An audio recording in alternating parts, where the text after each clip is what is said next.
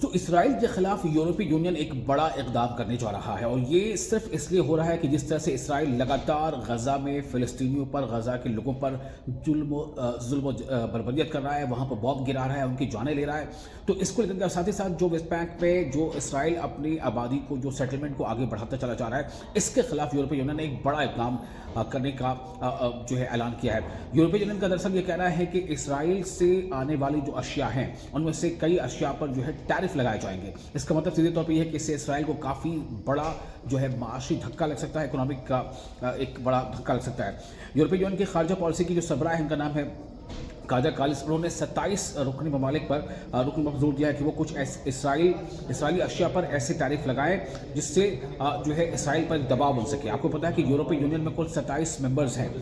27 ممالک ایسے ہیں جو یورپی یونین کا حصہ ہے، اور یہ یورپی یونین کی جو خارجہ پالیسی کی سربراہ ہے کاجا کالس، ان کا یہ اسٹیٹمنٹ ہے، ان کا یہ کہنا ہے کہ ممالک سے اپیل کروں کہ کچھ ایسے اسٹیپس لے جس سے اسرائیل پر ایک دباؤ بنے، اور جس کے نتیجے میں اسرائیل جو ہے غزہ پر ہو رہے ظلم و بربریت کو اس میں کچھ کمی آئے، چونکہ یہ ایک بہت بڑے پیمانے پر ہیومن رائٹس وائلیشن جو ہے وہ وہاں پر ہو رہا ہے۔ ان کا یہ بھی کہنا ہے کہ انہوں نے ساتھ ہی ساتھ یہ بھی کہا ہے کہ جو ٹیرف جو ہوگا یعنی محصولات میں اضافہ کرے، اور حماس کے 10 رہنما، حماس کے بھی 10 لیڈر، اس کے ساتھ ساتھ اسرائیلی آبادکاروں اور وزیر اعظم بنیامین نتنیاہو کے ساتھ ان کی کابینہ، ان کی کیبنٹ کے 2 ارکان پر پابندیاں عائد کرنے پر غور کیا جا رہا ہے، جس میں قومی سلامتی کے وزیر جن کا نام ہے ایتمر بین گویر، اور دوسرا جو ہے وہ وزیر خزانہ بیزالٹل سٹومرچ۔ تو یہ 2 لوگوں پر جو ان کے کابینہ کے منسٹرز ہیں، ساتھ ہی ساتھ اسرائیل کے پی ایم بنیامین نتنیاہو کے خلاف بھی سینکشنز کی بات کی جا رہی ہے۔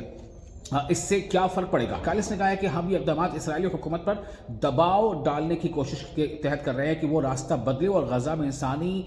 جو مصائب ہے، جو ہیومن رائٹس کا ایوالوشن ہو رہا ہے، جو انسانیت کا وہاں پر قتل ہو رہا ہے، اس کا جو ہے خاتمہ ہو سکے۔ جنگ ختم ہونے کی ضرورت ہے، مصائب کا خاتمہ ہونی چاہیے، اور تمام تر جو ہاسٹیجز ہیں ابھی حماس کے زیر قبضہ، ان کو بھی رہا کیا جانا چاہیے۔ پابندیوں سے کسی بھی شخص کے یورپی اثاثے منجمد ہو جائیں گے، جتنے بھی لوگوں پر سینکشنز لگیں گے، اس سے تمام جو لوگ ہیں ان کے جو ایسٹس ہوں گے یورپین یونین کے پاس، ان کنٹریز پر، وہ ان کو منجمد کیا جا سکے گا، اور